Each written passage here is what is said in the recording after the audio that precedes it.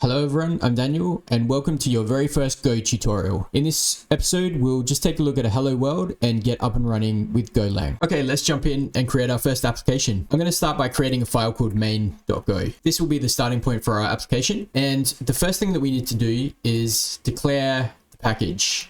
So what we're doing here is we're saying that this file belongs to the main package.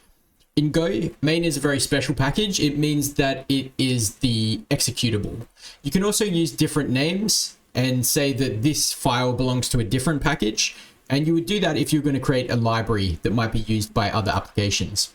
In this case, we're just using package main. This is the starting point for our application. Next, we can import the different things that we need. And in this case, we only need one. So let's import the fmt, short for format package.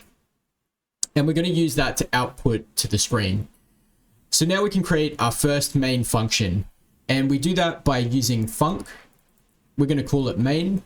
And then we give it the parentheses and we use the curly braces for the actual code. So if you've done any C style languages, C, JavaScript, Java, so on, this is going to look quite similar. Now we can use that formats package and we'll use the print line function from that. And here we'll say, hello, YouTube. And that's our first application. This is our first Golang program. This is our hello world. I've got a terminal here. This is the same directory. So if I just list out the files here, you can see here's our main.go file. Let's run it. So go run main.go.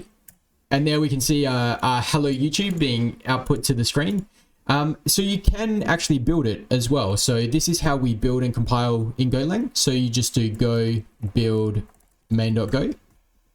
And now we can see we have our main exe file here. So I'm on Windows, so it's compiled it to an exe file. If you're on Mac or Linux, you'll probably see main without the file extension. That is our executable binary. So let's run that as well. And here we get the same thing. So that's our hello world. In the next episode, we'll look at variables and types. Please like and subscribe. I hope you're enjoying.